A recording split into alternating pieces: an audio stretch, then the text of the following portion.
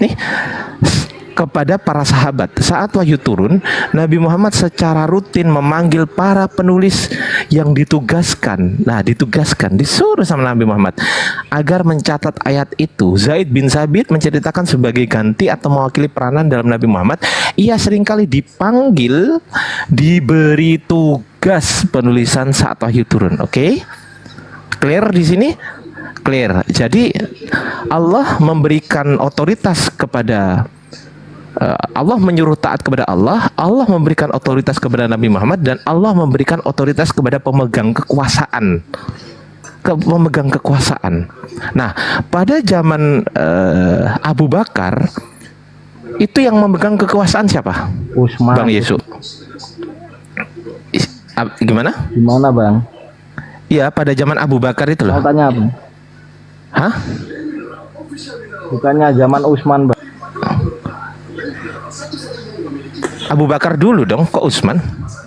Kan berurutan tuh, Abu Bakar dulu tuh. Iya, maksudnya dibukukannya itu sejak zaman Utsman, Bang. Siapa yang bilang? Ngarang.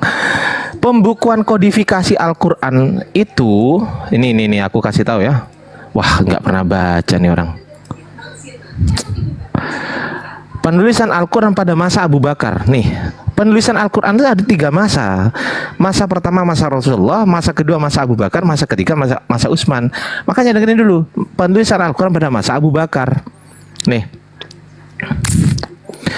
sesungguhnya tunggu ya. Nah, ini. Zaid bin Sabit berkata, Abu Bakar berkata kepadaku, sesungguhnya kamu adalah pemuda yang berakal, cerdas. Kami tidak meragukanmu. Dan kamu dahulu pernah menulis wahyu untuk Rasulullah SAW. Maka lakukanlah penelitian kembali dan kumpulkan kembali untuk ditulis dalam satu mushaf. Ya, dibukukan, dikumpulkan, kemudian disatukan menjadi satu mushaf. Oke? Jadi pada pertama itu sudah Abu Bakar dulu. Jangan sok tahu. Kumpulkan itu belum tentu dibukukan, Bang. Loh, lah ini mushaf ini apa? Apa mushaf ini? Dijadikan satu itu dikelompokkan. Enggak, mushaf ini apa? Dibukukan itu sejak zaman Utsman gitu. Enggak, saya tanya mushaf loh. Enggak ngarang. Ini mushaf ini apa? Tulisannya mushaf ini? Apa? Mushaf ini apa ini? Coba ceritakan. Loh ini lo mushaf astagfirullahaladzim, ya Allah, yang kayak gini nih loh, kadang saya itu diskusi itu apa ya? Gimana gitu loh. Gimana ini Bang Handi? Kalau diskusi terus enggak? Iya, nggak menjalur ini macam mana nih? Sanggup nggak Yeswa atau di bawah ini? Imrus, samping kamu siapa Imrus? Mushaf aja dia nggak ngerti loh. Aman? Ya apa, lulus? Mohon maaf izin. Ya wes, itu tuh sih. Izin, mohon maaf. Alhamdulillah. Selamat siang, Bang Dairi. Selamat siang, Bang. Nanti aja lah nyapa-nyapanya itu. Waduh. Ini tahu keburu aja bahasa tadi nyapa-nyapa. Makanya tadi kan saya bilang tuh, saya diomelin lagi, ntar penonton di bawah ribut lagi. Saya salahkan lagi. Bang Ardiansa, Yeswa itu kan katanya nggak nyambung lagi, mana nih itu parah. Iya. Iya. Jadi dia nggak paham. Artinya di mushaf. Ya, dibuat mushaf itu artinya dibukukan, dikumpulkan, gitu loh. Kalau sampai situ aja nggak paham, selesai kita diskusinya. Selesai, nggak usah diskusi sama saya. Yang kedua nih, kalau sekiranya Yesus ini mau membantah, ya jangan ngomong doang, kasih datanya. Jadi lo presentasikan di atas, bantah datanya Bang Ardiansa. Jangan ngomong doang bantahnya gitu loh. Bukan. Lanjut. Ya, kata mushaf. Ya buktikan kalau mushaf itu bukan dibukukan. Buktikan. Maksudnya itu buka Wikipedia, ketik Kok Wikipedia? Jangkrik Wikipedia. Aduh, kok Wikipedia? Ini anti Wikipedia, sorry ya. Wikipedia itu open source. Ketika dia open source, maka semua orang bisa merubah-rubahnya. Makanya nggak valid data di Wikipedia. Kok malah buka Wikipedia? Gimana nih orang? Astagfirullahaladzim. Ya udah nanya balik aja. Kapan Bible ditulis? Udah. Diam Pak Bros. Sedikit aja. Bagi Yesua, karena abang menanyakan. Kau ini mau kemana sih lo terus? Enggak sedikit, dia kan menanyakan perintah menulis Al-Quran itu di mana? Yang perlu abang tahu di sini perintah itu untuk orang yang berakal. Yemrus, udah, santai aja, tenang aja, nggak usah ya. Jadi buktikan, bantah dulu. Tanya itu nggak ada kan Bang? Bantah dulu, loh. Ada tadi, lah itu mushaf. Tadi aku tunjukkan mushaf. Maksudnya. Nah ini. Di Al-Quran tadi kan suruh mengikuti. Loh. Nabi. Gedein dia host. Nih. Tentang kodifikasi Al-Quran dan kodifikasi ini apa artinya? Coba saya tanya. Tanyakan apa? Kembali ke konteks. Loh, lah iya, konteksnya adalah kan ini pertanyaannya. Di mana datanya Allah menyuruh membukukan Al-Qur'an, kan begitu? Nih datanya. Dengerin dulu lah. Nih. Wahai orang-orang beriman, yang beriman, taatilah Allah. Satu, ini penyuruhan kan? Nyuruh ini, Allah ini taatilah Allah, taatilah Rasul, serta ulil amri, pemegang kekuasaan. Oke, pemegang kekuasaan. Nah, ketika Quran diturunkan kepada Nabi Muhammad, loh ini lagi ngomong ini coach, lo jangan dibantah dulu. Orang lagi ngomong. ulil amri ini loh. Inna kuntum, gimana? Enggak ada perintah buku kalimah Al-Quran yang kuwahyukan kepadamu Muhammad. Loh, ya ini makanya ini perintahnya bahwasanya Allah menyuruh mentaati. Nah, Rasulullah sebagai pemegang kekuasaan pada saat masih hidup itu menyuruh Zaid bin Sabit menulis. Nah, ketika Rasulullah sudah wafat, maka mana di dengerin, Loh, gimana? Lah ini kan di Quran sih Bang. Ini di Quran kita itu disuruh taat sama ulil amri. Lah ulil amri pada saat zaman Abu Bakar. Itu sumbernya dari mana Pak? Susah kalau kau bertanya, diam dulu, dengerin dulu. Lo kau juga ngomong kok. Kau bertanya terus kau ngomong terus. Dasar. Aduh. Gua kemplang dah semua ya. Lo bertanya diam. Selesai orang menjawab, baru kau sanggah pakai data. Itu baru terhormat namanya. Kamu cuma modal wikit juga kok. Gitu loh, terusin Bang. Siap. Allah menyuruh mentaati Allah, Allah menyuruh mentaati Rasul, Allah menyuruh mentaati ulil amri atau pemegang kekuasaan. Nah, ini disuruh sama Allah. Ketika Quran diturunkan kepada Nabi Muhammad menyuruh Zaid bin Sabit yang notabene Allah sudah diberikan hak prerogatif atau otoritas. Sorry ya, Allah sudah memberikan otoritas kepada Nabi Muhammad, taatilah Rasulullah. Ini berarti Nabi Muhammad punya hak. Betul? Punya otoritas. Iya, otoritas seperti. Dengerin dulu. Nah ini, taatilah Rasul ini. Taatilah Rasul ini kan otoritas dari Allah. Betul nggak? Saya tanya. Betul atau salah? Betul. Jawab. Betul B salah. Jawab. Allah betul B salah. Jawab dulu. Bro, kooperatif kenapa bro? Udahlah Bang, yang nggak bisa didengerin. Terusin aja dulu kita, nggak usah siap. Rasulullah ini mendapatkan otoritas dari Allah gitu loh. Taatilah Rasul ini kan otoritas ini sudah. Taatilah Rasul dan taatilah ulil amri atau pemegang kekuasaan. Betul. Lah, saya tak buka ya datanya ya. Nah, ini sabar. Duh, nih orang apa sih? Kenapa ya Kristen masih hidup kayak gini ya? Kenapa sih lu gak mati aja sih? Kesel gue liat lu. Saat wahyu turun, dengerin dulu. Saat wahyu turun, Nabi Muhammad secara rutin memanggil para penulis yang ditugaskan agar mencatat ayat itu. Nabi Muhammad sebagai pemegang otoritas dari Allah yang didapat dari Allah, kemudian menyuruh para sahabat untuk menulis. Para sahabat mau menulis dan memang menulis para sahabat. Setelah itu, setelah Rasulullah wafat, kemudian Rasulullah berpesan juga kepada para sahabatnya bahwasanya pegang sunnahku seperti Gigi Graham, taatilah sunnahku dan sunnahnya Khulafaur Rasyidin. Ternyata sunnah di situ adalah hukum-hukum ya, hukum-hukum Rasulullah dan hukum-hukum Khulafaur Rasyidin. Umar, Abu Bakar, Utsman, Ali ini termasuk Khulafaur Rasyidin. Nih aku datanya.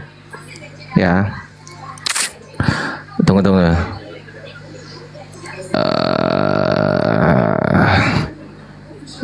Taati apa? Lu jangan kabur ya, gue tanya balik juga nanti sama pertanyaannya. Gigit sunnahku dan sunnah Khulafaur Rasyidin. Aku lupa hadisnya di mana. Mana? Ini. Host dibesarin dong itu host. Host yang kerja dong. Aku bukan moderator, jadi nggak bisa. Loh di Bang Andi belum gede ya? Oh, belum gede di gua. Siapa yang dibesarin? Udah besar. Aku udah gede. Oh, ini belum gede di gua ya. Terusin, nggak apa-apa kalau udah gede. Oke, siap Bang Andi. Tunggu. Ntar Bang Andi aku jadiin moderator. Bang, kalau udah gak apa-apa Bang. Sabar. Adalah. Kenapa sih nggak ada itu? Nih. Ya, hadisnya ya nih. Nih, berpegang teguhlah kepada sunnahku dan sunnah Khulafaur Rasyidin. Khulafaur Rasyidin ini termasuk Ali, lupa, kok ingat Markus malahan. Utsman, Abu Bakar itu termasuk Khulafaur Rasyidin gitu loh. Itu sunnahnya Khulafaur Rasyidin. Nah, para Khulafaur Rasyidin ini yang notabene Abu Bakar itu memutuskan untuk membukukan Al-Quran, sehingga dia menyuruh Zaid bin Sabit untuk membukukan. Di mana datanya ini?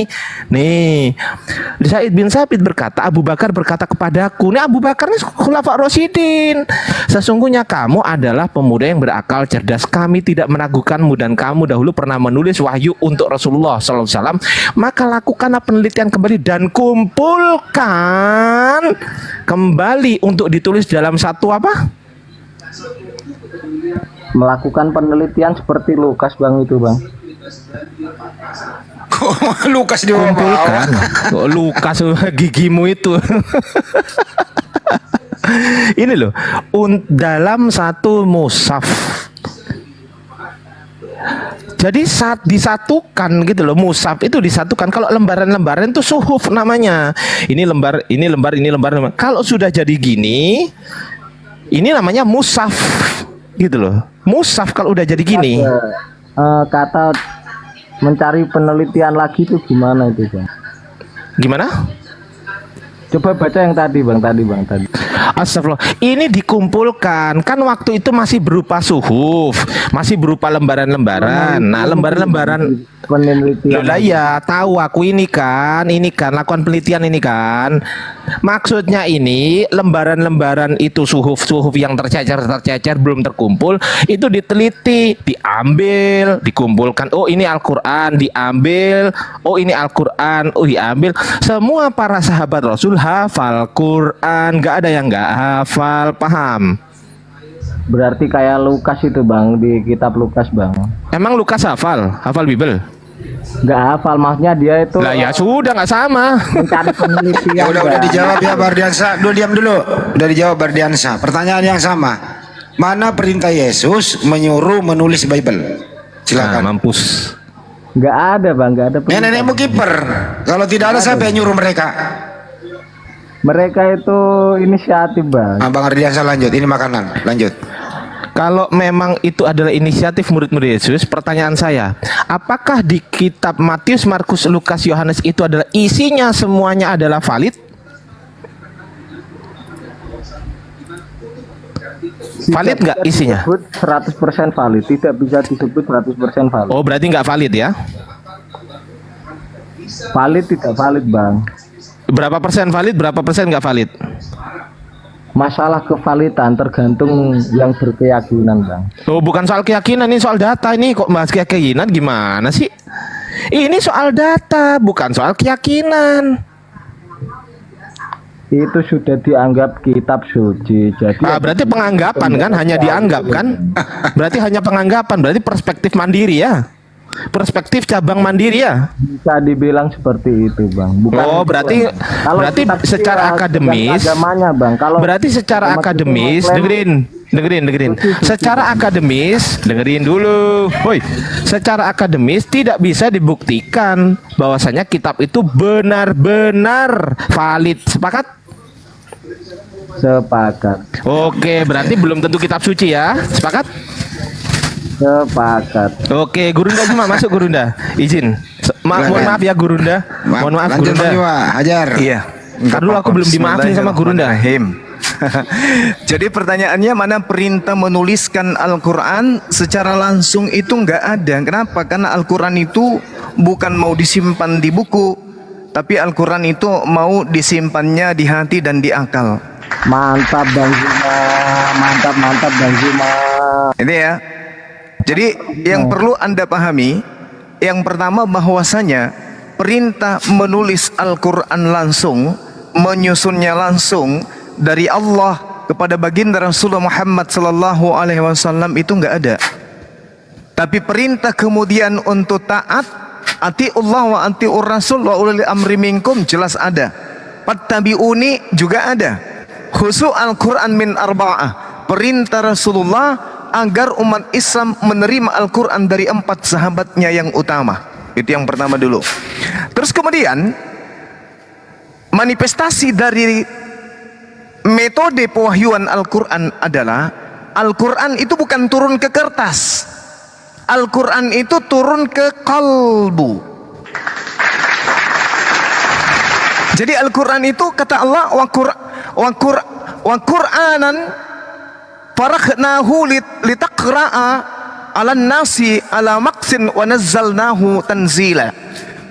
Al-Quran diwahyukan berangsur-angsur agar engkau membacakannya kepada manusia perlahan-lahan, dan kami mewahyukannya secara bertahap-tahap. Jadi Al-Quran itu diturunkan bukan untuk dituliskan, tapi Al-Quran itu diwahyukan untuk dipraktekkan.